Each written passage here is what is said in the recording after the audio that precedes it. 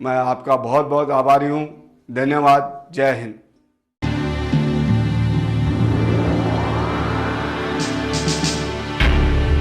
भारत का मध्यवर्ती शहर नागपुर, यानी देश का केंद्र स्थान, उत्तरी भारत को दक्षिण से और पूर्वी भारत को पश्चिम से जोड़ने वाला शहर, जिसे संतरा नगरी भी कहते हैं।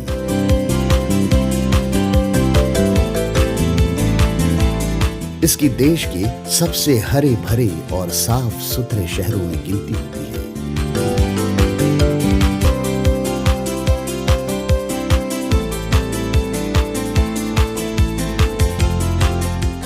जहां हैं आधुनिक स्टेडियम्स,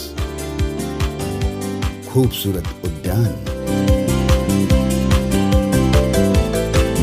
और अंतर्राष्ट्रीय हवाई अड्डा भी। अब तो अंतर्राष्ट्रीय तौर पर महत्वपूर्ण मिहान प्रकल्प के चलते नागपुर की अहमियत में 4 चांद लग गए हैं। ये शहर अब है एक उभरता महानगर, जहां 30 लाख की आबादी अब तरक्की और विकास की राह पर और आगे बढ़ना चाहती है। पिछड़ेपन को पीछे छोड़ अन्य महानगरों के साथ स्पर्धा करना चाहती है। जाहिर है, ऐसे में आपके वार्ड को, आपके प्रभाग को ऐसा नेतृत्व चाहिए जो इस स्पर्धा में आपके वार्ड और आपके प्रभाग को पिछड़ने न दे, बल्कि आपके इलाके को हमेशा आगे रखे, उसे इस शहर की शान बनाए, जान बनाए। एक बिल्कुल ऐसा ही नाम वेद प्रकाश आर्य, उम्र 50 वर्ष, जिन्हें नागपुर उनकी साफ सुथरी और कर्मठ छवि के लिए जानता है। पिता संगत राम जी आर्य की तरह, जिन्होंने किसी पद या पुरस्कार के बगैर तमाम जिंदगी समाज हित में लगा दी, आम आदमी के लिए संघर्ष करते रहे। 1962 से संस्थापित आर्य विद्या सभा उनकी ही देन है। जिस समय महिला शिक्षा को वर्ज्य माना जाता था, संगत राम जी ने महिला शिक्षा का बीड़ा उठाया और अपने स्वभाव के अनुरूप सफल रहे। आज इस संस्था में शिक्षारत 8,500 बालाएं और 100% सफल रहता कक्षा 12वीं का परीक्षा फल, ये सभी उनकी दूरदर्शी सोच और अथक परिश्रम का नतीजा है। वेद प्रकाश जी पूरे समर्पण भाव से इस ज्ञान यज्ञ की परंपरा को आगे बढ़ाते रहे हैं, किंतु उनकी समाज सेवी नजरों में उनके इलाके की बदहाली खटकती रहती थी। नई पुरानी बस्तियां और झोपड़पट्टी का ये बिला जुला जरी पटका दशकों से उपेक्षा की मार झेल रहा था। अक्सर 12 महीने लगभग सारी गटर लाइंस चौक रहा करती थी। इससे बढ़ती गंदगी कई बार नलों से घरों में पहुंचती, बीमारियां और मौतों की वजह बना करती। पीलिया और गैस्ट्रो यहाँ आम बातें थी और रिश्वतखोरी भी। वही यह फागुनमल हलवाई चौक है, जहां खड़े होकर महानगर पालिका के हेल्थ और सैनिटेशन के कर्मचारियों की बोली लगती थी। 50 रुपयों से 1,500 रुपयों तक। जी हाँ, जो ज्यादा रिश्वत देता सफाई कर्मी उनके ही साथ जाते थे, बाकी वार्ड बीमारियों के हवाले छोड़कर। जरीपटका से हर दिन 100-150 शिकायतें आम बात थी। बरसात में ये आंकड़ा 4 गुना बढ़ जाता, और तो और अस्पताल भी नहीं थे। बदहाली, अस्वच्छता और गंदगी के अलावा और भी कई समस्याएं थीं। शुद्ध पेयजल आपूर्ति मानो सपना थी। सड़कों में गड्ढे नहीं, गड्ढों में सड़कें हुआ करती थी।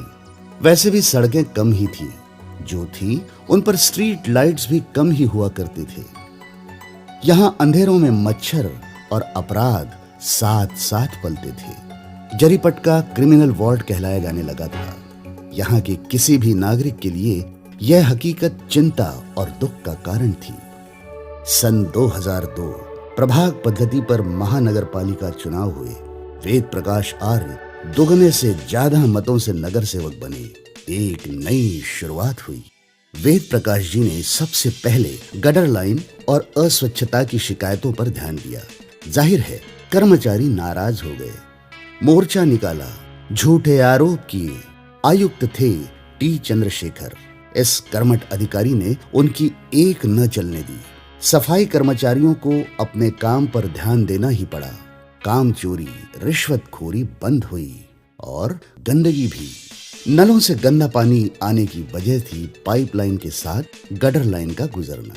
वेद जी ने 327 दूषित नल कनेक्शन कटवाकर नई पाइपलाइन डलवाई। गरीबों के लिए रुपए इकट्ठा करवाकर नए कनेक्शन लगवाए। हर बस्ती, हर घर तक नल पहुंचने लगे तो बीमारियां कम हुई और डॉक्टरों के क्लिनिक की भीड़ भी। पहले ही साल जरीपटका बेहतर होने लगा। 20 नए बोरवेल के काम हुए। पहले ही कार्यकाल में बेजनबाग में पानी की टंकी बनवाई। 2 अन्य टंकियों के कामों को मंजूरी दिलवाई। टैंकर की जगह नलों से पानी घर घर पहुंचने लगा। विविध योजनाओं के माध्यम से करीब 200 लोगों के लिए घर बनवा दिए। वरपाखड़, इंदौरा झोपड़ी, श्रावस्ती नगर और दयालु नगर झोपड़पट्टी में। पहले ही कार्यकाल में महानगर पालिका और विदर्भ वैधानिक विकास मंडल की ओर से करीब 8 करोड़ रुपयों की IRDP सड़कें बनवाई। जहां वार्ड फंड के अलावा कोई विकास राशि नहीं आती थी, वहां पहले 5 सालों में 7 करोड़ की राशि वेद जी अकेले ही खींच लाए, क्योंकि जनता की सुरक्षा के लिए बेहतर सड़कों का जाल, footpath, street lights, high mast lights, ये सब बेहद जरूरी थे।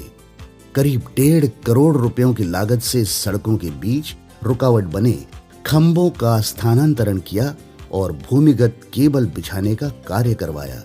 लेकिन साथ ही रास्ता चौड़ाईकरण में बाधित होने वाले करीब 225 दुकानदार और घर मालिकों के लिए वेद जी ने सुप्रीम कोर्ट तक लंबी लड़ाई